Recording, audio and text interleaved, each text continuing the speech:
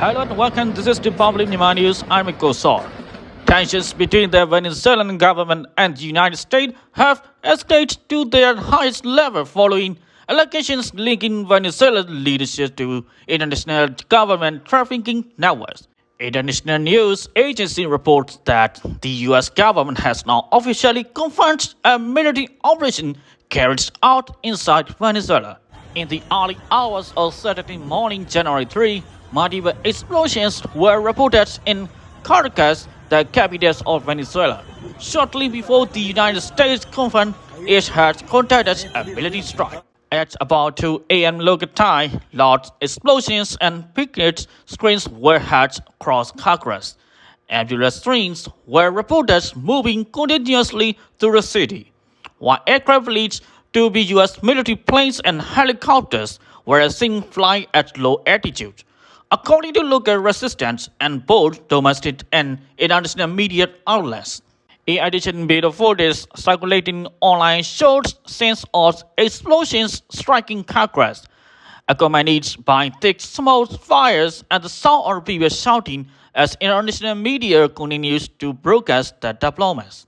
Following what was described as a large-scale attack on Venezuela, U.S. Delta Force Special Operations Units reportedly carried out their missions and successfully captured Venezuelan President Nicolas Maduro and his wife. Former U.S. President Donald Trump announced the arrest on his social media platform Truth Social, sharing photographic evidence. Trump wrote, "The United States has successfully carried out a major operation against Venezuela and its leader, President Nicolas Maduro.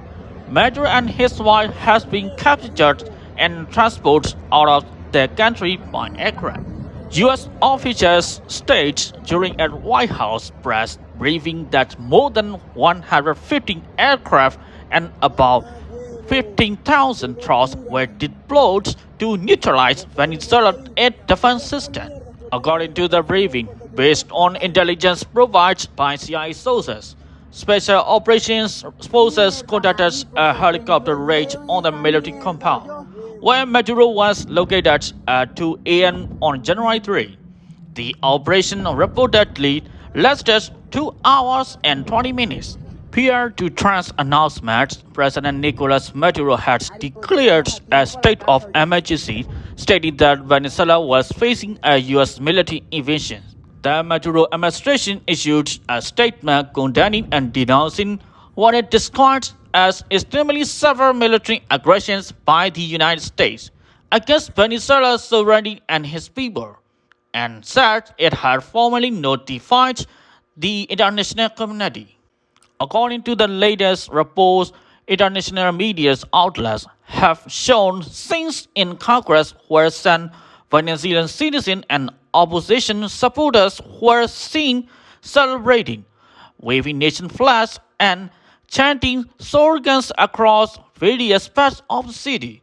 Maduro and his wife were reportedly transferred by the U.S. military to the USS Iwo Jima and later flown by special aircraft to New York State on the night of January 3.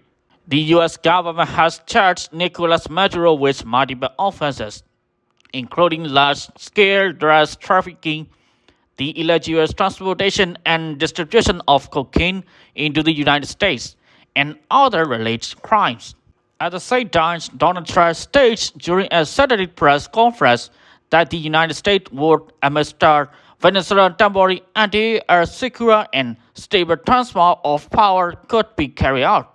Although Trump did not explicitly confirm whether U.S. ground troops would be permanently stationed in Venezuela, he states that the U.S. would not hesitate to deploy ground forces if necessary. He also announced that Venezuela's state-controlled wine industry would be open to U.S. wine companies. Trump emphasized that American energy companies would be involved in rebuilding Venezuela's energy infrastructure and reclaiming various operational rights to wine fees.